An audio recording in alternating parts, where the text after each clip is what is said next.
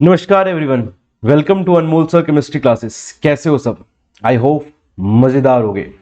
Yes, तो जिस घड़ी का इंतजार आप बहुत दिनों से कर रहे थे वो घड़ी आ चुकी है और आज मैंने अपना कोर्स लॉन्च कर दिया है। जैसे कि आपको मैंने बताया था कि पहले मैं फिजिकल पढ़ाऊंगा, फिर इनऑर्गेनिक और फिर लास्टली हम लोग ऑर्गेनिक पढ़ेंगे। तो फिजिकल में जो सबसे पहला चैप्टर है मोल कंसेप्ट, जिसमें केमिस्ट्री में आपको एक अलग तरीके से, एक अलग अप्रोच से क्वेश्चंस करने को सिखाएगा। ये चैप्टर आपके केमिस्ट्री में सबसे बेसिक और सबसे फाउंडेशन स्टोन वाले चैप्टर में से माना जाता है। इस चैप्टर को हम लोग स्टार्ट करेंगे और कुछ 12 या 13 लेक्चर में इस चैप्टर को, हो सकता है थोड़ा ज्यादा भी हो जाए, कंप्लीट करेंगे। और बिलीव मी, इस चैप्टर को अगर आप मेरे वीडियो से देखते हैं तो आपको कोई दिक्कत, कोई परेशानी नहीं होगी। लेक्चर नंबर 1 है धागा खोलो सीरीज। स्टार्ट करते हैं, ज्यादा टाइम वेस्ट किए बिना स्टार्ट करते हैं। तो सबसे पहली चीज, व्हाट इज मोल? बेटा देखो, आपने 9th क्लास में मोल कंसेप्ट अगर थोड़ा मोड़ा पढ़ा होगा तो आपको थोड़ी मोड़ी चीजें ध्यान में होगी। नहीं है ध्यान में तो कोई चिंता करने की बात नहीं है, फिर भी आप चीजें समझेंगे। मोल आखिर में क्या है? What is mole? देखिए, 1 mole of a pure substance contains as many unit particles as there are number of atoms in exactly 12 gram of carbon 12 isotope। ये तो रही डेफिनेशन की बात, लेकिन प्रैक्टिकली क्या इस मोल को हम लोग समझ सकते हैं? बिल्कुल समझ सकते हैं। क्या आपने कभी पेयर का नाम सुना है? पेयर, यस, इसको क्या बोलते हैं अपन लोग? 2 आइटम्स। किसी भी चीज के अगर पेयर है तो वो 2 होते हैं। अगर मैं पूछूं आपसे, क्या आपने कभी डजन का नाम सुना है? तो आप क्या बोलेंगे? Yes sir. कितने होते हैं? 12 होते हैं। तो ये पेयर, ये डजन, ये सारे क्या है बेटा? ये सारे यूनिट्स हैं। किसके यूनिट्स है सर? अमाउंट ऑफ सब्सटेंसेस के, मतलब कितने सब्सटेंस, कौन सा प्रेजेंट है, उसका ये एक तरीके से यूनिट है। तो जब साइंटिस्ट लोगों को एक्सपेरिमेंट एक तरीके से देखा गया, एक्सपेरिमेंट करके देखा गया, तो उसमें बहुत सारे एटम्स, बहुत सारे मॉलिक्यूल्स मिल रहे थे, बहुत करोड़ों, अरबों, खरबों।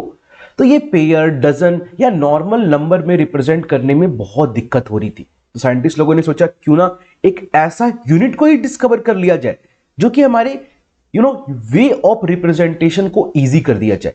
और तब आती है बात मोल को। मोल आता है, बोलता है मैं आपके सारी दुविधा, सारी परेशानी को दूर करूंगा। अच्छा, अब बात कुछ ऐसी है कि साइंटिस्ट लोगों ने सोचा कि मोल तो चलो ले लेते हैं, लेकिन मोल को किस एटम से या किस एलिमेंट से रिप्रेजेंट करें। तो उन्होंने सिंपल सी बात बोली कि वो चलो ना एक काम करते हैं कि कार्बन का 12 ग्राम लेते हैं। सपोज कीजिएगा, क्या लेते हैं? कार्बन का 12 ग्राम। ये मैंने एक फिगर बनाया, मान लेते हैं ये एक पेन का फिगर है जो कि स्टाइलस मेरे पास है। ये स्टाइलस सपोज करते हैं हमारे पास 12 ग्राम है। कितना ग्राम है ये स्टाइलस? 12 ग्राम, 12 ग्राम है हमारे पास। और ये स्टाइलस किस चीज का बना हुआ है? मैं एज्यूम कर रहा हूं, मैं सपोज कर रहा हूं ये कार्बन का ही बना हुआ है, कार्बन 12 का। क्या आपको पता है कार्बन के 3 आइसोटोप्स होते हैं? Carbon 12, carbon 13, carbon 14। आइसोटोप्स याद कीजिए, 9th क्लास में आपने पढ़ा था। What is isotope? Isotopes are the species having same atomic number but different mass number. तो C12, C13, C14 बहुत सारे कार्बन होते हैं। अब उनमें से कौन से कार्बन की बात हो रही है? कार्बन 12, जो कि मोस्टली नेचर में पाया जाता है। अच्छा, अब ये कार्बन के 12 ग्राम हमने लिए। अब इस 12 ग्राम में कितने यूनिट पार्टिकल प्रेजेंट होंगे? यूनिट पार्टिकल का मतलब सर, यूनिट पार्टिकल का मतलब हुआ इसकी एलिमेंट्री एंटिटी। कितनी एलिमेंट्री एंटिटी प्रेजेंट होंगी इसमें? तो फिर साइंटिस्ट लोगों ने बोला चलो ना कोई ना एक एक्सपेरिमेंट करके देख लेते हैं। एक्सपेरिमेंट मतलब एक प्रैक्टिकल अप्रोच से देख लेते हैं। और उस मेथड से जिसने इसको देखा उसको एक एडवांस मेथड बोलते हैं, जिसको अपन लोग बोलते हैं स्पेक्ट्रोस्कोपिक मेथड। जी, स्पेक्ट्रोस्कोपिक मेथड। और एक्सपेरिमेंट करके फिर देखा गया कि कितने एटम्स इस 12 ग्राम ऑफ कार्बन 12 में प्रेजेंट होते हैं। कितने होते हैं? क्या आप लोगों को याद है क्या? यस, बिल्कुल सही, जो आप सोच रहे हैं वही है। 6.022 इंटू 10⁻23। क्या याद आ रहा है? यस, इसको एक नाम से भी जानते हैं। याद है क्या? कौन से नाम से जानते हैं? Avogadro's number. आया याद? Avogadro's number. अच्छा, इसकी एक रिप्रेजेंटेशन भी थी, ध्यान में किसी को? कैसे रिप्रेजेंट करते थे? N A, right. तो अब यहां से केमिस्ट्री बहुत ही आसान हो गई और एक इजी वे में हम number of atoms, number of molecules, number of ions को एक्सप्रेस करना स्टार्ट कर दिए। इसका मतलब सर, बात करें अगर प्रैक्टिकल अप्रोच में, कि किसी भी सब्सटेंस का अगर हमारे पास प्योर फॉर्म है, तो फॉर अ प्योर सब्सटेंस की बात करें, for a pure substance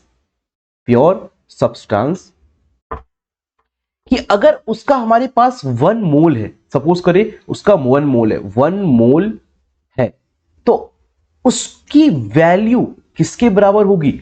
Avogadro number के बराबर होगी, जो कि 6.022 इंटू 10⁻23 होगा। मतलब आप कोई भी सब्सटेंस अब ले ले और मैं बोलूं उसका 1 मोल है, तो आपको यह समझ में आ जाना चाहिए कि उसके उतने एटम्स या उसके उतने मॉलिक्यूल्स, जैसा भी वो सब्सटेंस होगा, एलिमेंट होगा तो एटम्स हो जाएंगे उतने, कंपाउंड होगा तो मॉलिक्यूल्स हो जाएंगे उतने, तो उसके उतने यूनिट पार्टिकल्स होंगे।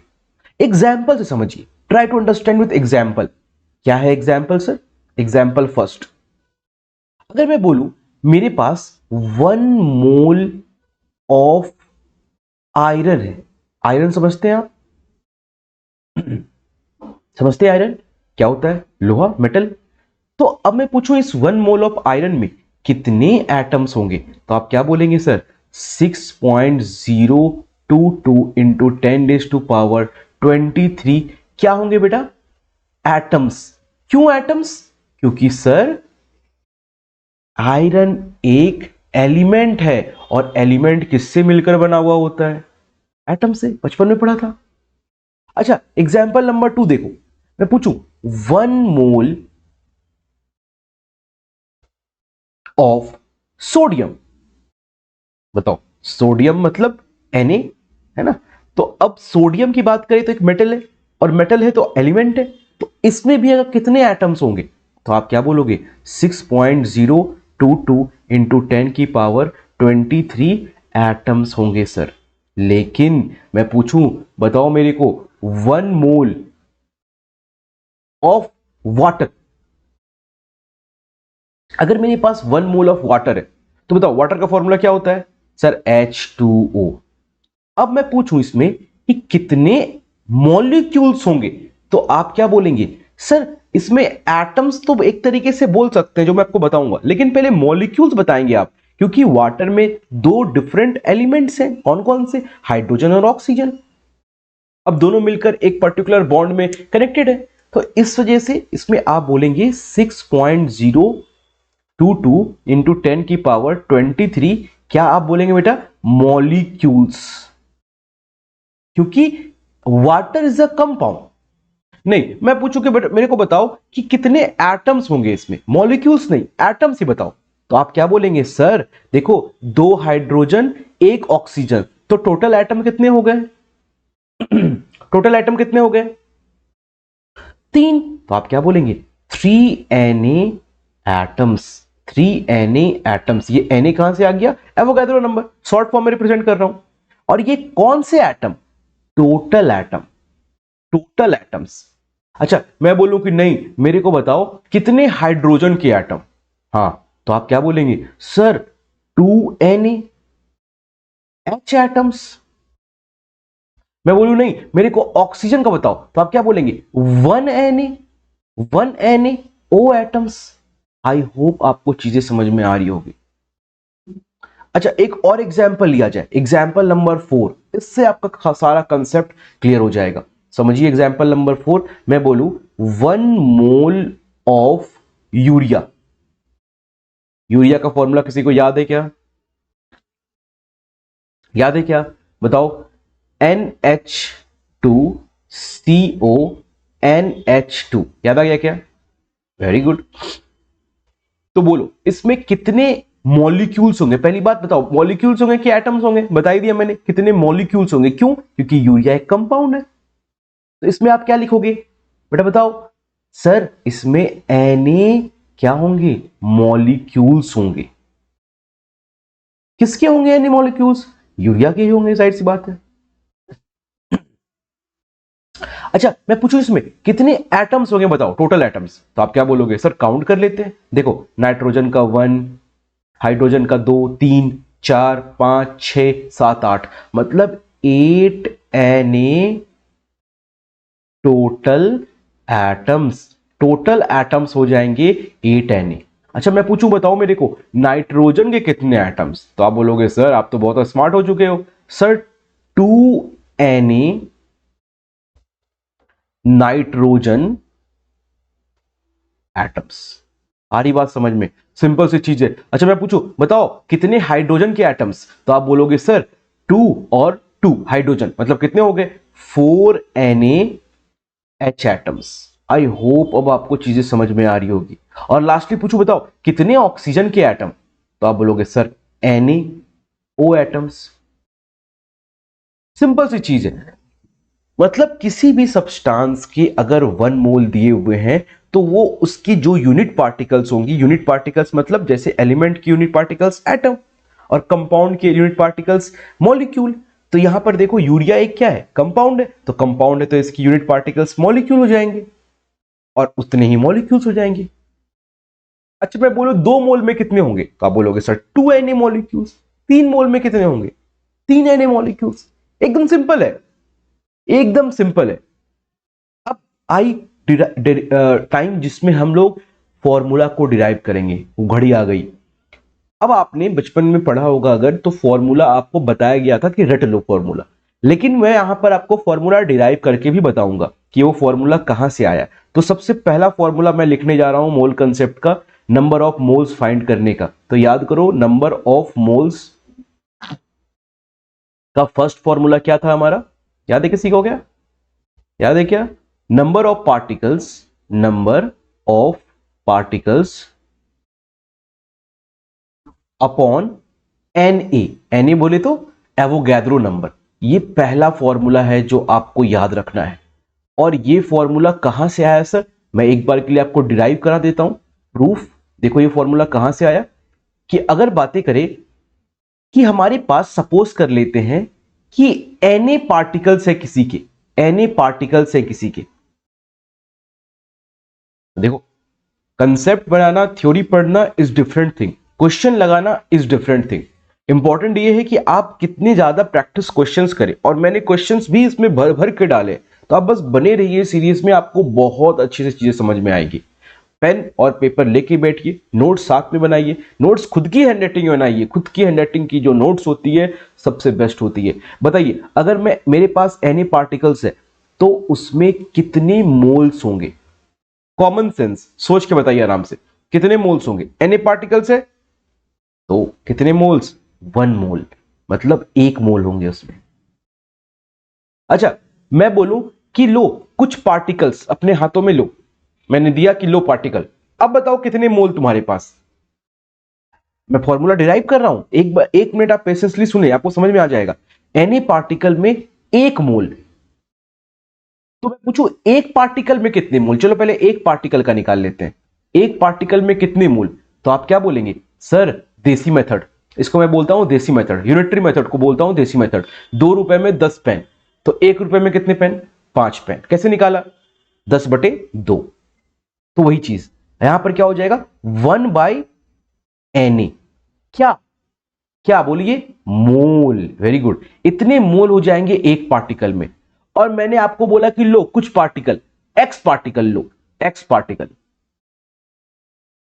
तो एक्स पार्टिकल में कितने मोल हो जाएंगे बताइए? कॉमन सेंस क्या कहता है?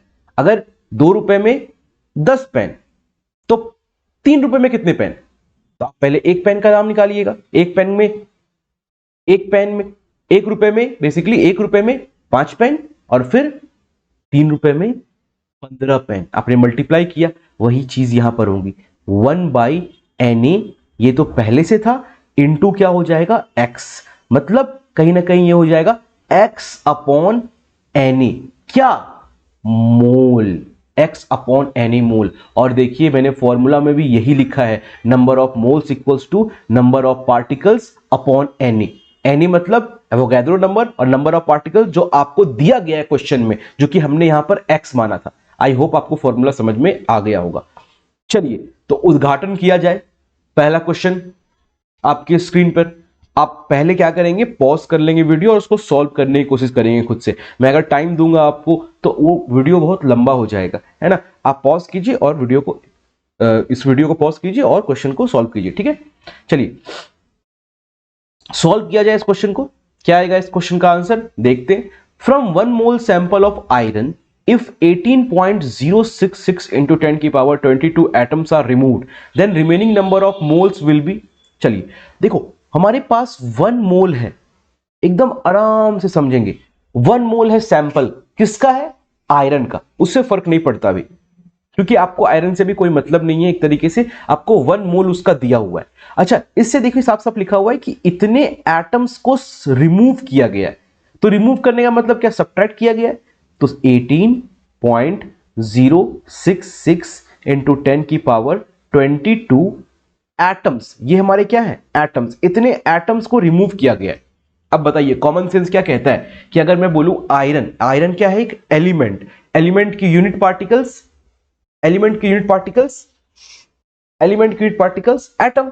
तो अब 1 मोल में क्या एटम माइनस किए जा सकते हैं, सोचिए, मोल में एटम माइनस किए जा सकते हैं क्या, नहीं। कभी मैं बोलूं कि केजी में ग्राम माइनस कर सकते हो क्या, नहीं। आपको केजी में अगर माइनस करना है ग्राम को, तो वो ग्राम को पहले केजी में कन्वर्ट करना पड़ेगा। वही चीज यहां पर है। तो मोल और एटम को आप माइनस या सब्ट्रैक्ट नहीं कर सकते हैं। या तो मोल को कन्वर्ट कर लीजिए एटम में, या एटम को कन्वर्ट कर लीजिए मोल में। तो आप अब क्या करेंगे यहां पर, आप अब ऑप्शन देखेंगे कि ऑप्शन में पूछ क्या रहा है। ऑप्शंस में आपको देखो मोल्स पूछे जा रहे हैं, इसका मतलब फाइनल आंसर आपको मोल्स के टर्म में रखना है। तो अगर आप मोल्स को एटम में कन्वर्ट कर दीजिएगा तो फिर आपको एटम से मोल में कन्वर्ट करना पड़ेगा। हेक्टिक है, लंबा जाएगा। तो इजी वे में हमें अप्रोच करना है, स्मार्ट अप्रोच करना है, हमें एटम को ही मोल में कन्वर्ट कर लेना है। तो अभी जस्ट हमने फॉर्मूला देखा, क्या फॉर्मूला देखा कि अगर नंबर ऑफ मोल्स हमें निकालने हैं तो number of particles upon Na कर देना है। तो देखो ये नंबर ऑफ पार्टिकल्स कहीं ना कहीं एटम है, इसको Na से डिवाइड कर देंगे तो ये Na डिवाइड हो जाएगा, यही हो जाएगा। तो अब यहां पर क्या हो जाएगा, 1 mole minus 18.066 into 10 to power 22 upon 6.022 into 10 to power 23। अब बताओ ये क्या हो जाएगी, किसकी वैल्यू आ जाएगी, ये मोल की वैल्यू आ जाएगी।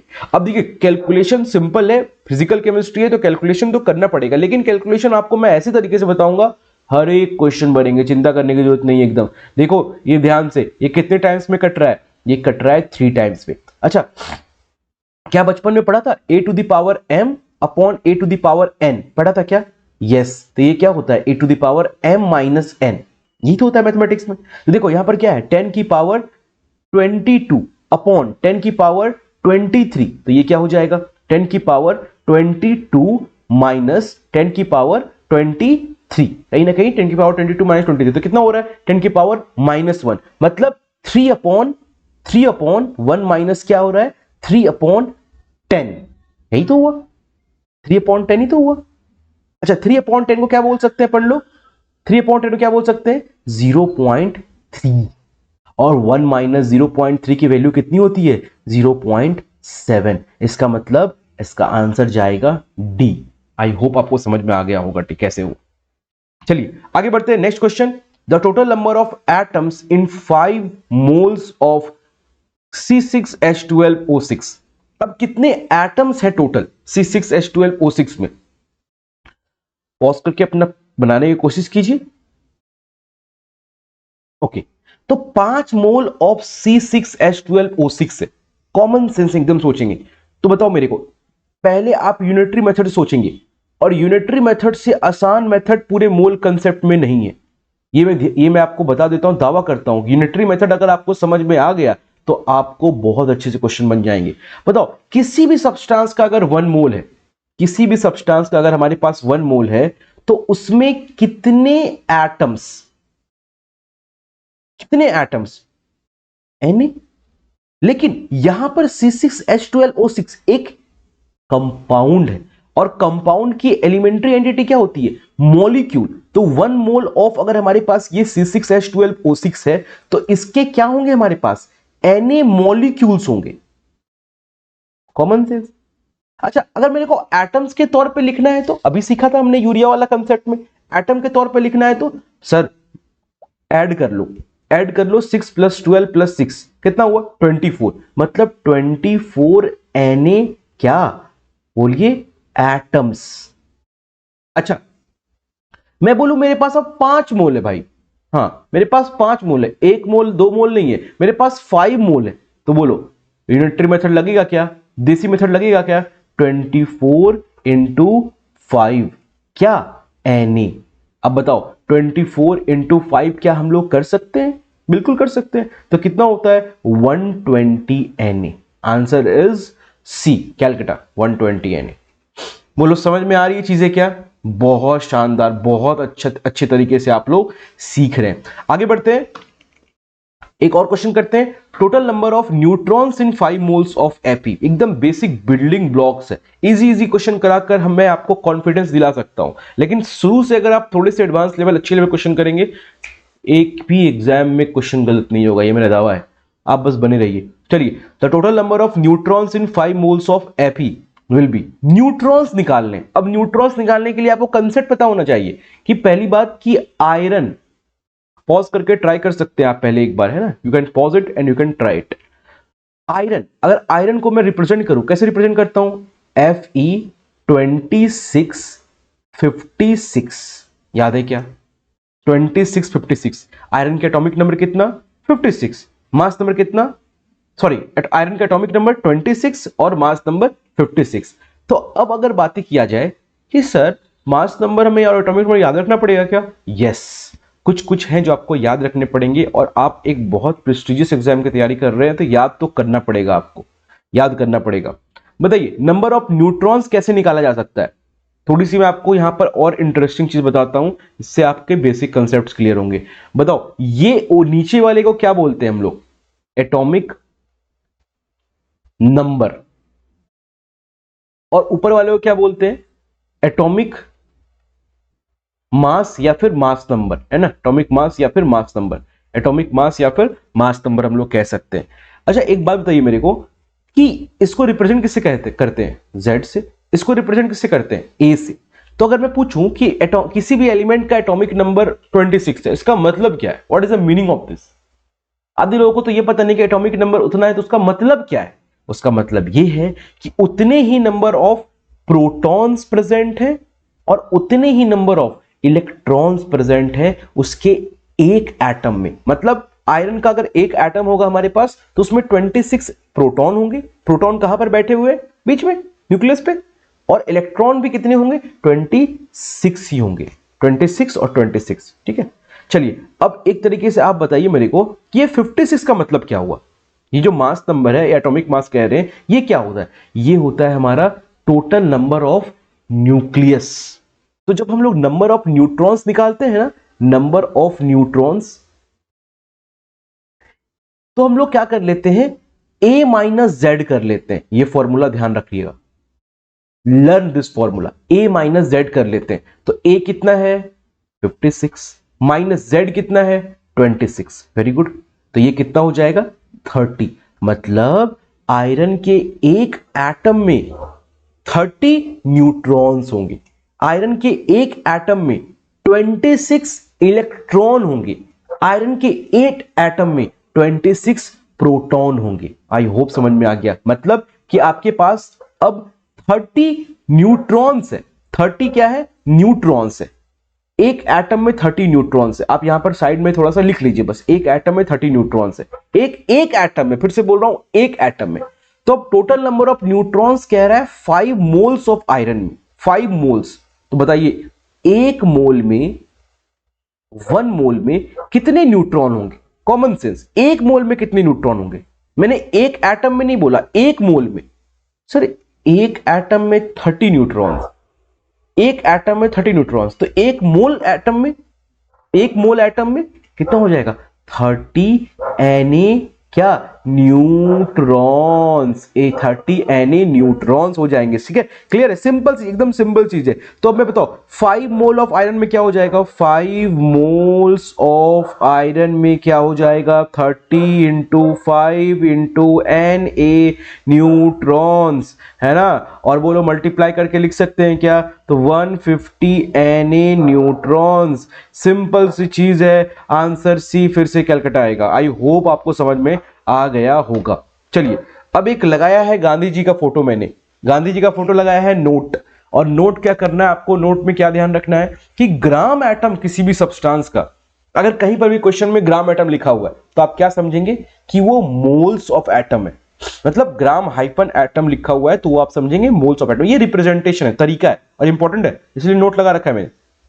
अच्छा, कहीं पर ग्राम मॉलिक्यूल लिखा हुआ है तो आप क्या समझेंगे कि मोल ऑफ मॉलिक्यूल है। अच्छा, कहीं पर ग्राम आयंस लिखा हुआ है तो आप क्या समझेंगे, मोल्स ऑफ आयंस है। क्लियर है। लेकिन कहीं पर भी अगर ग्राम ऑफ एटम लिखा हुआ है, ग्राम ऑफ एटम डिफरेंस है, ध्यान से देखिए, ये हाइफन लगा हुआ है, यहां पर हाइफन नहीं लगा हुआ है, ग्राम ऑफ एटम दिया हुआ है, तो वो मोल्स के बराबर नहीं होता है। वो मोल्स के बराबर नहीं होता है। वो किसके बराबर होता है, वो सिंपल से मास के बराबर होता है। आपको ये ध्यान रखना है, वो मोल्स के बराबर नहीं होगा। ग्राम ऑफ एटम दिया हुआ है तो वो मोल्स के बराबर नहीं होगा। अगर मतलब ग्राम एटम्स लिखा हुआ है तो वो मोल्स के बराबर होगा। वो किसके बराबर हो जाएगा, फिर वो मास के बराबर हो जाएगा। मतलब सिंपल से मास के बराबर हो जाएगा।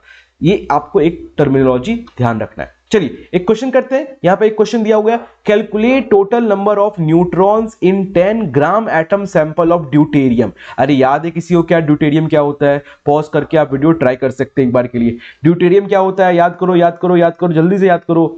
ड्यूटेरियम, आइसोटोप्स ऑफ हाइड्रोजन पढ़ाया था क्या, हाइड्रोजन के 3 आइसोटोप्स और आपने पढ़ाए थे H11, H12, H13। याद आ गया क्या, आ गया क्या, प्रोटियम, ड्यूटेरियम, ट्रीटियम। तो यहां पर अब किसकी बात हो रही है, ड्यूटेरियम की बात हो रही है। तो क्या किया जाए, बाकी सबको इरेज कर दिया जाए क्या, चलो बाकी सबको इरेज कर दिया। तो अब ड्यूटेरियम कौन होता है, H12। Very good. अब इसके आपको टोटल नंबर ऑफ न्यूट्रॉन्स मांग रहे हैं, न्यूट्रॉन्स निकालना है। लेकिन उसका कंडीशन क्या है कि 10 ग्राम एटम सैंपल दिया गया है, और 10 ग्राम एटम सैंपल अभी जस्ट सिखाया कि ग्राम एटम किसको बोलते हैं, मोल्स ऑफ एटम। मतलब आपके पास 10 मोल्स ऑफ एटम है, सिंपल है। तो बताओ एक एटम में कितने न्यूट्रॉन्स, एक एटम में कितने न्यूट्रॉन, एक एटम में। अभी बताया न्यूट्रॉन निकालने का तरीका क्या है, A माइनस जेड। ए कितना है 2, जेड कितना है 1, मतलब नंबर ऑफ न्यूट्रॉन्स कितने होंगे 1। मतलब एक एटम में एक न्यूट्रॉन, सिंपल सी बात है, एक एटम में एक न्यूट्रॉन। तो 10 मोल में कितने, 10 मोल में, 10 मोल, पहले 10 मोल से पहले क्या किया जाए, एक मोल में निकाल लिया जाए, एक मोल में निकाल लिया। मैंने क्या बोला, हमेशा यूनिटरी मेथड लगाओ। तो एक मोल में कितना होगा बताओ, एक मोल किसी का सब्सटेंस है, उसमें कितने न्यूट्रॉन्स हो जाएंगे। तो पहले एक एटम से रिलेट करेंगे, एक एटम में एक न्यूट्रॉन, तो एक मोल में एनी न्यूट्रॉन, एक मोल में एनी न्यूट्रॉन, सिंपल सी चीज है। अच्छा, एक मोल में अगर एनी न्यूट्रॉन है, तो अगर मैं बोलूं कि 10 मोल में कितने होंगे, तो आप क्या बोलेंगे, सिंपल सी बात है, आप क्या बोलेंगे सर, 10 Na न्यूट्रॉन्स। और क्या आंसर है क्या, अरे है क्या, बिल्कुल इलाहाबाद आंसर है ए। एकदम सिंपल है क्वेश्चन, ट्राई करिए खुद से, बहुत मजा आएगा आपको। जब खुद से बनाओगे कॉन्फिडेंस बिल्ड होगा और चीजें क्लियर होगी। चलिए फिफ्थ क्वेश्चन पे बढ़ते हैं, पॉज कीजिए और इस क्वेश्चन को बनाओ। Okay, calculate total number of atoms in 2.5 gram molecule sample. देखो फिर से ग्राम मॉलिक्यूल सैंपल है, फिर से ग्राम मॉलिक्यूल सैंपल है। ग्राम मॉलिक्यूल का मतलब क्या हुआ, यहां पर देखो अभी जस्ट बताया, ग्राम मॉलिक्यूल का मतलब क्या हुआ, mole of molecule. Very good, mole of molecule. तो चलिए मोल ऑफ मॉलिक्यूल करके क्वेश्चन बनाते हैं। देखो अब हमारे पास एसिटिक एसिड है। अरे एसिटिक एसिड का नाम सुने हो क्या, विनीगर। विनीगर में क्या होता है, एसिटिक एसिड होता है CH3COOH। Very good, 10th class की चीजें हैं ये सब, याद है। ईस्टरिफिकेशन रिएक्शन, ईस्टरिफिकेशन रिएक्शन में हमने यूज किया था बहुत बार इसको। ठीक है, टोटल नंबर ऑफ एटम्स निकालने हैं 2.5 gram molecule sample of acetic acid में। तो पहले क्या रूल, क्या है रूल, क्या सिखाया मैंने, देसी मेथड लगाओ, देसी मेथड। एक मोल सैंपल में कितने एटम्स होंगे, पहली बात एटम्स होंगे कि मॉलिक्यूल्स होंगे, सर ये तो एक कंपाउंड है। अरे कंपाउंड है कि नहीं है, दो एटम से बना हुआ है मिलकर, तो कहीं ना कहीं इसमें क्या होंगे, मॉलिक्यूल्स होंगे, एटम्स भी होंगे, लेकिन पहले मॉलिक्यूल लिखेंगे, तो पहले मॉलिक्यूल लिखते हैं। एन ए क्या, जल्दी बोलो जल्दी बोलो जल्दी बोलो, मॉलिक्यूल्स। Very good. अगर मैं पूछूं कितने एटम्स, बताओ इसमें कितने एटम्स, तो आप काउंट कर लेंगे सर, काउंट कर लेंगे, वही यूरिया वाला एग्जांपल, 1 और 3 4 5 6 7 8, फिर से मतलब 8 Na क्या, total atoms. Very good, 8 Na total atoms.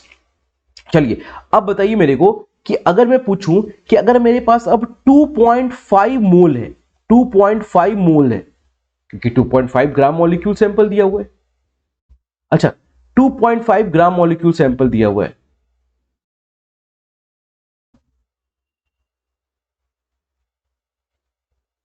Okay yes, 2.5 gram molecule sample दिया हुआ है अगर, तो एक तरीके से हम लोग कह सकते हैं कि इस 2.5 मोल ग्राम मॉलिक्यूल सैंपल में कि आपके पास कितने नंबर ऑफ एटम्स होंगे, तो बताओ 8 इंटू क्या हो जाएगा, 8 इंटू 2.5।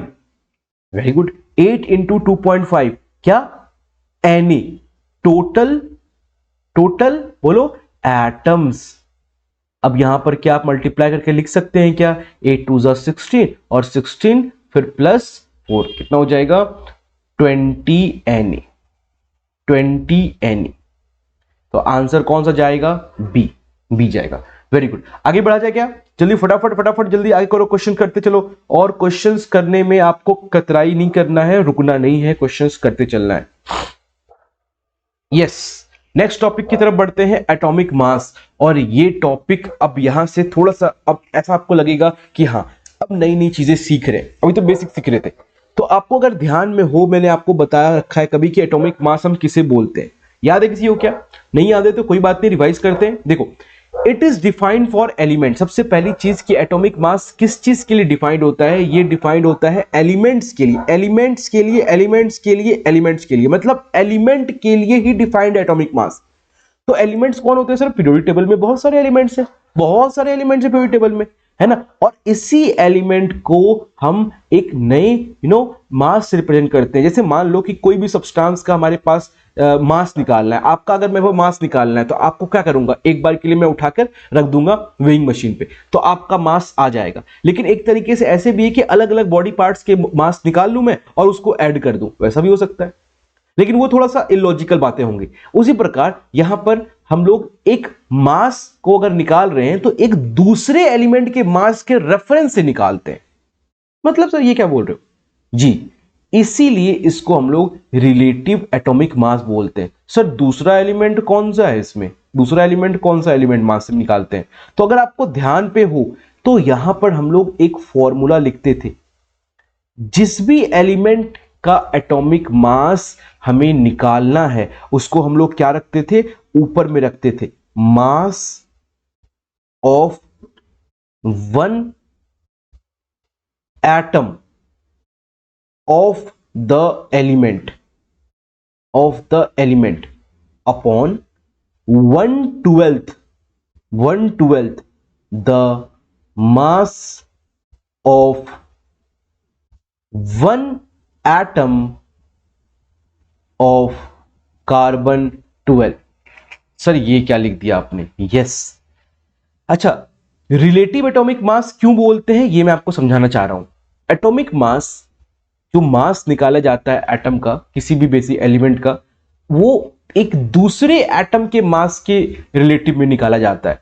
मतलब कि अगर मैं कार्बन की बात करूं तो कार्बन के एक एटम का जो भी मास होता है, क्या बोल रहे हो सर, सुनो ध्यान से, कार्बन के एक एटम, कार्बन एक एलिमेंट है, एलिमेंट के यूनिट पार्टिकल एटम, उसके एक एटम को मेजर कर लेंगे, कितनी होती है वैल्यू उसको वो भी बताऊंगा, सारी चीजें भी उसको मेजर कर लेंगे, और उसका जो भी मास आएगा उसको 1/12 से मल्टीप्लाई कर देंगे या 12 से डिवाइड कर देंगे, सेम ही बात है। अब जो वैल्यू आएगी उसी वैल्यू को हम पहली बात एएमयू भी बोलते हैं, जो कि आगे पढ़ेंगे अभी। उसी वैल्यू से हम रिलेट करेंगे दूसरे एटम का मास। कोई बात नहीं, नहीं समझ में आ रहा है कोई बात नहीं, आप पेशेंस रखिए। और इसीलिए इसको हम लोग रिलेटिव एटॉमिक मास बोलते हैं, दूसरे एटम के मास से रिलेट करके बनाया जा रहा है। अच्छा एक बात बताइए मेरे को, एटॉमिक मास की यूनिट क्या होगी? बहुत अच्छा क्वेश्चन है। बहुत लोग सोच रहे होंगे, बोल रहे होंगे, कमेंट कीजिए, एएमयू बोल रहे होंगे आप। नहीं होता है। बताओ ऊपर क्या मास है, ऊपर क्या यूनिट है? मास का ही यूनिट है, कुछ भी होगा, मान लेते हैं ग्राम। और नीचे क्या है? मास ही है, तो नीचे भी ग्राम ही होगा, तो क्या ग्राम ग्राम कट नहीं जाएगा? इसका मतलब कि atomic mass is a unitless quantity. Yes, atomic mass is a unitless quantity. ऊपर और नीचे दोनों जगह मास होता है और वो मास कट जाता है। इंपॉर्टेंट है। Every element has certain fixed value of its atomic mass, which is same as the mass number for most of element. मतलब हर एक एलिमेंट्स का अपना अपना होता है, जो कि आपने सुना भी होगा। अब आपको ये सारे मैंने लगा रखे हैं स्क्रीन पे, आप इसको पॉज कर लीजिए, स्क्रीनशॉट ले लीजिए, लिख लीजिए कहीं पर और रट जाइए, इसको घोर कर पी जाइए। याद करना पड़ेगा आपको, ये बार बार यूज होंगी चीजें। और इसके अलावा कुछ और चीजें होंगी तो वो मैं आपको बीच बीच में बताता रहूंगा। क्लियर है? आगे बढ़ते हैं। मॉलिक्यूलर मास, जैसे कि एटम एलिमेंट का एटॉमिक मास होता है, उसी प्रकार कंपाउंड का मॉलिक्यूलर मास होता है। मतलब कंपाउंड H2O, तो H2O का अगर मैं मॉलिक्यूलर मास बोलूं, कैसे आप निकालते हो? 18। तो वो कहां से आता है? वो भी कहीं ना कहीं रिलेट करके ही आता है। और किससे रिलेशन में आता है? जैसे कि आपने एटॉमिक मास रिलेशन में निकाला था, ये देखिए 1/12 the mass of one atom of carbon 12, उसी प्रकार मॉलिक्यूलर मास भी आप रिलेट करके ही निकालते हैं। तो यहां पर क्या हो जाएगा? Mass of one molecule of the compound upon क्या हो जाएगा? 1/12 the mass of one atom of carbon 12। फिर से वही चीज है। और अभी आप रुके, आपको ऐसी चीजें समझ में आएगी कि मैं आपको गारंटी से कहता हूं कि आपको पता नहीं होगा पहले से। आप एनालाइज करेंगे तो मॉलिक्यूलर मास का यूनिट क्या होगा? फिर से मेरे को बताओ। मॉलिक्यूलर मास भी क्या होगा? एक यूनिट लेस क्वांटिटी। क्यों? क्योंकि ऊपर भी मास, नीचे भी मास, कट गया मास मास। मॉलिक्यूलर मास और एटॉमिक मास दोनों एक यूनिट लेस क्वांटिटी होते हैं। आगे बढ़ते हैं एटॉमिक मास यूनिट पे, और यहां से आपको अब फिर से मॉलिक्यूलर मास और एटॉमिक मास समझ में आएगा। थोड़ा सा पेशेंस रखिए। आपने सुना है कि बचपन में एटॉमिक मास को हम लोग एएमयू भी बोलते हैं, और एक और इसका नाम है यूनिफाइड मास। यूनिफाइड मास किसी को ध्यान में है क्या?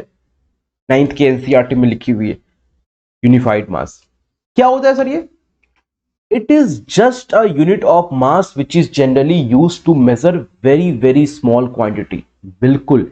एटॉमिक मास यूनिट आपसे कोई पूछ ले क्या होता है, तो आप बोलेंगे सिंपल है सर, ये भी एक यूनिट ही है। यूनिट ही है किसका? मास का। जैसे केजी होता है, जैसे ग्राम होता है, जैसे टन होता है। सर इसकी जरूरत क्या पड़ी? क्योंकि एटम्स, मॉलिक्यूल्स, इनके मास बहुत कम होते हैं, तो ग्राम में, किलोग्राम में रिप्रेजेंट करने में कहीं ना कहीं दिक्कत होती है, बार बार माइनस का पावर लिखना पड़ता है, तो उसमें फिर हमें टाइम वेस्ट होता है हमारा। साइंटिस्ट लोगों ने बोला चलो ना, क्यों ना एक नया यूनिट ही डिस्कवर कर देते हैं। कर दिया डिस्कवर एक नया यूनिट। कौन सा यूनिट डिस्कवर किया? एएमयू। तो मतलब आप ये समझ लेंगे कि यूनिटलेस क्वांटिटी यहां पर होगा कि नहीं होगा, ये आगे बढ़ेंगे, लेकिन आप ये चीजें समझेंगे कि ये एक यूनिट है। दिस इज अ यूनिट किसकी? मास की। सिंपल है। अब इसको यूज कब करते हैं? बहुत छोटे छोटे मास के रेस्पेक्ट में यूज करते हैं। तो 1 एएमयू की वैल्यू क्या होती है सर? 1 एएमयू होता क्या है सर, पहले ये तो बताओ। तो यहां पर देखो 1 एएमयू होता क्या है, पहले ये समझो आप। 1/12 the mass of 1 C12 atom. अरे कहीं देखा देखा लग रहा है क्या सर? बिल्कुल देखा देखा लग रहा है। अभी जो हम लोग पढ़ रहे थे, यहां देखो मॉलिक्यूलर मास के नीचे मैंने लिखा है, ये देखो एटॉमिक मास के नीचे मैंने लिखा है। यस, मतलब आपका जो एटॉमिक मास यूनिट है 1 एएमयू है, उसकी वैल्यू ये कहीं ना कहीं एटॉमिक मास और मॉलिक्यूलर मास से रिलेटेड है। बहुत इंपॉर्टेंट। तो आपको क्या ये बातें पता है क्या कि 1 कार्बन 12 एटम का मास कितना होता है? किसी को ये बातें पता है क्या? 1 कार्बन 12 एटम के मास कितने होते हैं? देखो, अब यहां से मैं आपको कुछ एक्सपेरिमेंटल वैल्यू लेकर चल रहा हूं, तो बताओ 1/12 मास ऑफ 1 कार्बन 12 किसी को पता है? यस, इसकी वैल्यू आपको याद रखनी पड़ेगी। ये कितनी होती है? 1.99 इंटू 10⁻23 ग्राम। जी, ग्राम। मतलब सर ये वैल्यू कहां से आया? ये वैल्यू साइंटिस्ट लोगों ने एक्सपेरिमेंट करके किया है। यहां पर है ना, यहां पर मैंने देखो लिख रखा है heading, how to find out the value of 1 AMU। तो ये चीजें आपको समझ में आ गई क्या कि 1 AMU को हम लोग 1/12 इंटू 1.99 इंटू 10⁻⁻23 ग्राम करेंगे। क्यों किया? क्योंकि ये होता है इस तरीके से, ये ऐसे ही वैल्यू रिलेट की जाती है। कैसे? 1 किलोग्राम में 1000 ग्राम होते हैं, है ना। तो उसी प्रकार यहां पर आपको चीजें ये लेनी होती है। अब एक्सपेरिमेंटली इसके एग्जैक्ट वैल्यू तक पहुंचे, है ना, मजा आएगा। आइए देखते हैं। तो अभी हमने लिखा 1 AMU इक्वल्स टू क्या? 1/12 इंटू 1.99 इंटू 10⁻⁻23 क्या? ग्राम। अच्छा मेरे को बताओ तो क्या मैं इसको ऐसे लिख सकता हूं क्या? 1/12 अपॉन 1.99 इंटू 10⁻⁻23 ग्राम लिख सकता हूं क्या? नहीं, कोई लोग सोच रहे होंगे कि नहीं लिख सकता। अरे लिख सकते हैं, इसको लिख सकते हैं। आप सोचिए एक बार, मैथमेटिक्स के तौर पे एनालाइज कीजिए। नीचे वाला पार्ट जब डिवाइड में जाएगा तो फिर से ऊपर आ जाएगा, और ऊपर में तो ऊपर है ही 1.99 ऊपर है, तभी तो ये मल्टीप्लाई होगा तो ये 1 से वही आएगा। ठीक है, आई होप समझ में आ गया होगा। अच्छा देखो तो ध्यान से, ये 12 अपॉन 1.99 इंटू 10⁻⁻23 है। इसका मतलब क्या है कि अगर मैं 12 को डिवाइड करूं इस वाले वैल्यू से तो कुछ ना कुछ वैल्यू आएगी। और बताओ 1.99 किसके क्लोज है? 2 के क्लोज है। तो अगर मैं 12 को 2 से डिवाइड करूं तो क्या आएगा? क्या आएगा? 6 आएगा, राइट। 6 आएगा, और 6 आएगा तो 6 से वैल्यू थोड़ी सी ज्यादा आएगी। क्यों? क्योंकि 2 से वैल्यू थोड़ी सी सॉरी 2 से वैल्यू थोड़ी सी कम है। इसका मतलब यहां पर जो वैल्यू आता है आप डिवाइड करके देख सकते हैं कैलकुलेटर से, 6.022 के समथिंग आता है। इनटू, अब बताओ 10⁻⁻23 नीचे डिनोमिनेटर में है, ऊपर जाएगा तो क्या होगा? पॉजिटिव हो जाएगा। तो यहां पर क्या लिखूंगा? 10⁻23 ग्राम। और देखो तो ये वैल्यू कहीं देखा देखा सा लग रहा है क्या? याद आया क्या? अरे हाँ सर, ये तो एवोगैड्रो नंबर है, Na। इसका मतलब यहां से आप ये भी लिख सकते हैं कि 1/Na ग्राम। क्या AMU को Na के तौर पर रिप्रेजेंट कर सकते हैं? जी बिल्कुल, महा इंपॉर्टेंट, महा इंपॉर्टेंट। 1 AMU की वैल्यू अगर Na के टर्म में निकालनी है तो 1/Na ग्राम आपको लिखना है। याद रखिएगा, मैंने आपको प्रूव भी कर दिया साफ साफ। अच्छा, ये 1/Na में अगर मैं वैल्यू निकालूं, कैलकुलेट करूं, कैलकुलेट तो कर ही सकता हूं। हाँ, वैल्यू बहुत छोटी आएगी लेकिन आएगी तो जरूर। तो मैं इसको जब डिवाइड करूंगा तो 1 AMU की जो वैल्यू आती है, 1 AMU की जो वैल्यू आती है वो कितनी आती है? 1.66 इंटू 10⁻⁻24 ग्राम की अप्रोक्स आती है। तो आपको ये वैल्यू रट जाना है, रट जाओ, रट जाओ, ये रट जाओ, ये दोनों रट जाओ, और ये आपको आगे बहुत काम देगा। अब रिलेट करूंगा, ध्यान समझना। 1 AMU की वैल्यू रट जाओ दोनों के टर्म में, ठीक है। पुरानी चीजें रिलेट करते हैं। अब मैंने बोला ना कि एटॉमिक मास और मॉलिक्यूलर मास को मैं बताऊंगा अलग तरीके से। कुछ जबरदस्त सीखते हैं, पुरानी चीजें को रिलेट करते हैं और कुछ जबरदस्त सीखते हैं। What was AMU? बताओ AMU क्या था? एक यूनिट है। किसका यूनिट है? मास का यूनिट है।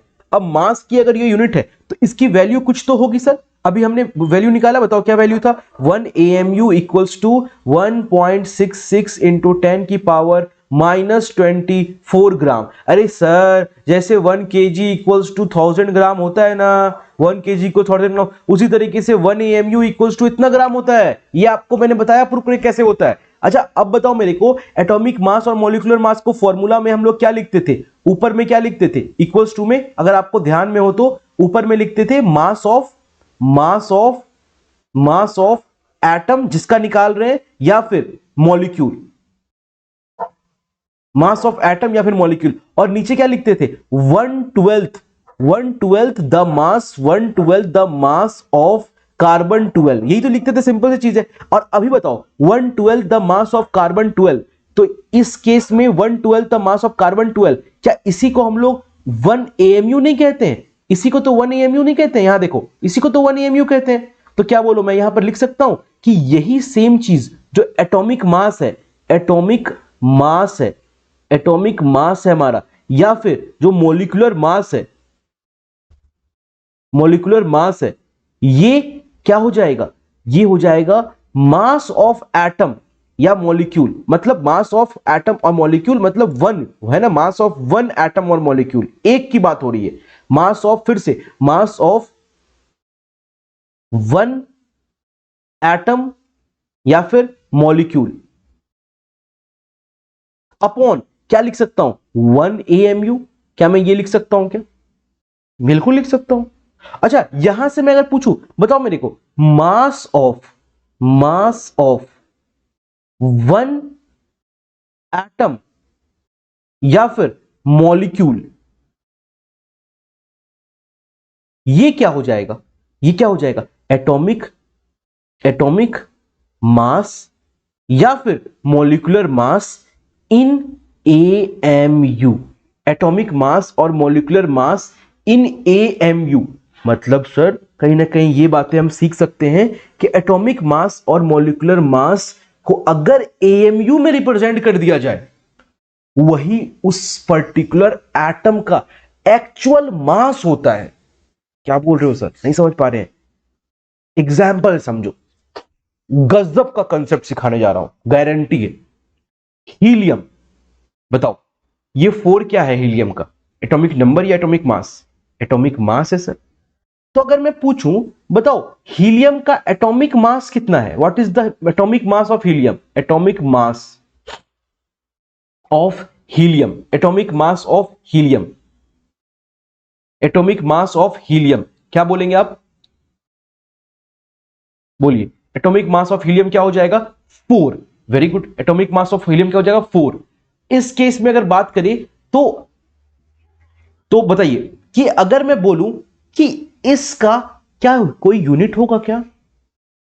नहीं, एटॉमिक मास है। बहुत लोग बोलेंगे सर 4 AMU लिख दो, गलत, गलत। एटॉमिक मास की कोई यूनिट नहीं होती है, एटॉमिक मास की कोई यूनिट नहीं होती है। लेकिन मैं बोलूं अगर कि बताओ mass of one atom, mass of one atom of helium, helium के एक एटम का मास बताइए मेरे को। ये कैसे बोल रहे हो सर? हाँ, हीलियम के बहुत सारे एटम पड़े हैं, बहुत सारे एटम पड़े हैं, पड़े ही होंगे। थोड़े से हीलियम खरीद के लाऊंगा मार्केट से, और उसमें क्या बहुत सारे एटम नहीं होंगे? होंगे। तो उस एक एटम को निकालूंगा, समझो यही लॉजिक में समझाना चाह रहा हूं। उस एक एटम को निकालूंगा और बोलूंगा बताओ इसका वजन कितना है। हीलियम का एटॉमिक मास 4 है, ये अलग चीज है, जो कि अभी रिलेट करके बताऊंगा कि ये 4 है तो 4 क्या है, कैसे है। लेकिन अभी मेरे को ये बताओ कि अगर उस हीलियम के एक एटम को निकालेंगे तो उसका एक्चुअल मास कितना होगा? होगा ही क्या नहीं होगा? होगा। क्यों? क्योंकि मैटर है, वो एटम है, छोटा है, बहुत बहुत छोटा है, लेकिन मैटर तो है, और मैटर का मास होता है। तो इसका मतलब 4 AMU हो जाएगा। यही डिफरेंस है, एटॉमिक मास की कोई यूनिट नहीं। अगर आप 4 AMU लिख रहे हो तो उसके एक एटम की मास की बात कर रहे हो, actual mass. Sir actual mass 4 AMU कैसे? यस, AMU की वैल्यू हमने कितनी पढ़ी अभी? जस्ट 1.66 इंटू 10 की पावर -24 ग्राम। इसका मतलब कि जो हीलियम के एटम होंगे उसका एक्चुअल मास किस में? ग्राम में, वो ये होगा। और साइंटिस्ट लोगों ने इसी को वेरीफाई किया है और सही आंसर आता है एक्चुअल एटम का मास। और इसलिए इस पूरी वैल्यू को हम शॉर्ट में AMU कहते हैं, जिससे चीजें आसान हो जाती है, बहुत इजी हो जाती है रिप्रेजेंट करना। अब आप मल्टीप्लाई कर लो, अब बता दो जो भी मास होगा। हाँ, वो मास बहुत कम होगा नो डाउट, लेकिन होगा तो जरूर। समझ में आया क्या? नहीं आया? चलो एक और एग्जांपल से करते हैं, आयरन का करते हैं। देखो, अगर आयरन की बात करें तो एटॉमिक मास 56 होता है। तो मैं पूछूं mass of one atom of iron, एक एटम एटॉमिक मास तो 56 होगा, तो इसमें मैं लिखने की जरूरत ही नहीं है, यहां पर लिखा हुआ है। लेकिन मैं पूछूं बताओ आयरन के एक एटम का मास, तो आप अब होशियार हो गए हो, आप बोलोगे सर 56 AMU AMU AMU, पीछे से आप चिल्ला चिल्ला के बोलोगे, है ना, 56 AMU। इसका मतलब इसको अगर मैं ग्राम में पूछूं तो आप क्या बोलोगे, 56 इंटू 1.66 इंटू 10 की पावर -24। अरे आप तो बहुत होशियार हो गए, जबरदस्त, शानदार। सब्सक्राइब कर दो इसी वजह से, है ना। Mass of 2 atoms of Fe, ये सब्सक्राइब तो लोग जब तक दिल से खुशी नहीं मिलती है, कुछ चीजें सीखते नहीं, तब तक लोग सब्सक्राइब नहीं करते। ये बातें पता है ना, बोलने से नहीं होता है, आपको खुद से लगेगा तो आप सब्सक्राइब करेंगे, लाइक करेंगे, शेयर करेंगे।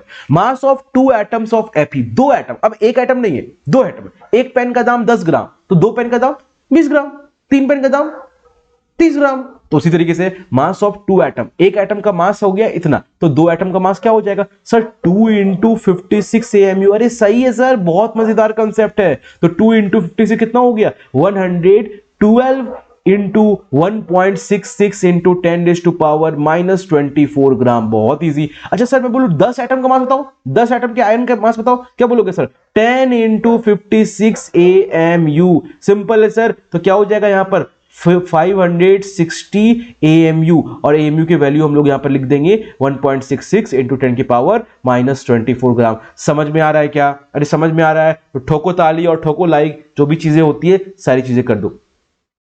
एक और करते हैं, नाइट्रोजन मॉलिक्यूल। अब मॉलिक्यूलर फॉर्म में करते हैं, तो बताओ नाइट्रोजन मॉलिक्यूलर अगर बातें करें तो इसका नाइट्रोजन का, एक नाइट्रोजन का कितना होता है, एक नाइट्रोजन का कितना होता है हमारा एटॉमिक मास, बता सकते हैं क्या? 14 होता है। Very good. तो 2 नाइट्रोजन कितने हो जाएंगे, N2 कितने हो जाएंगे, 14 into 2, that means equals to 28। अब ये 28 क्या है, उसका मॉलिक्यूलर मास है, क्योंकि 2 एटम थे तो 2 एटम थे तो 2 मॉलिक्यूलर मास हो जाएगा। लेकिन अगर मैं पूछूं कि एक्चुअल मास कितना होगा, mass of one molecule, mass of one molecule of nitrogen, क्या बोलोगे आप सर, 28 AMU। बोले तो 28 इंटू 1.66 इंटू 10 टू पावर -24 ग्राम। समझ में आ गया होगा, आई होप समझ में आ गया होगा। चलो अब मॉलिक्यूल सबका भी करते हैं। बताओ वाटर का कितना होता है, कैसे बचपन में पढ़े थे ना, 18 होता है। कैसे होता है 18, 1 इंटू 2 प्लस 16, तो ये कितना हो गया 18। अच्छा 18 क्या है इसका, 18 क्या है, मॉलिक्यूलर मास। आप बचपन में एनसीईआरटी में या फिर कहीं भी पढ़ते, गलत पढ़ते थे, 18 AMU कहते थे अब। लेकिन 18 सिर्फ बोलना है आपको, यूनिट नहीं बोलना है। 18 इज द मॉलिक्यूलर मास, क्योंकि अभी जस्ट देखा मॉलिक्यूलर मास की तो कोई यूनिट होती ही नहीं है। अच्छा मैं पूछूं, बताओ वाटर के एक मॉलिक्यूल का एक्चुअल मास बताओ, बताओ बताओ जल्दी से जल्दी बताओ। Mass of one molecule, actual mass बताओ, एक मॉलिक्यूल का मास वाटर का, तो आप क्या बोलेंगे सर 18 AMU। अरे ये तो इजी है सर, और इसको मल्टीप्लाई कर लो, 18 इंटू 1.66 इंटू 10 की पावर -24 ग्राम। सिंपल है, एकदम सिंपल है। अच्छा H2SO4 का करके दिखा सकते हो क्या, खुद से करो। तो पहली बात मॉलिक्यूलर मास निकाल सकते हैं, पॉज करके खुद से करो। मॉलिक्यूलर मास निकाल सकते हैं 1 into 2 plus sulphur 32 plus 16 into 4। अरे बहुत इजी है सर, बेसिक है, एकदम बेसिक है। तो बोलो इसको मल्टीप्लाई के ऐड करके कितना आ रहा है, 98 आ रहा है क्या? Very good. तो मास पूछूं मैं, mass of one molecule, mass of one molecule of H2SO4, of H2SO4, अरे क्या हो जाएगा 98 क्या AMU। और फिर से इसको आप मल्टीप्लाई करके यहां पे लिख सकते हैं 98 इंटू 1.66 इंटू 10 की पावर -24 ग्राम। आई होप आपको ये कंसेप्ट समझ में आ गया होगा। बाकी का वीडियो, बाकी की चीजें हम लोग आगे के नेक्स्ट क्लास में करेंगे, ठीक है। Thank you so much.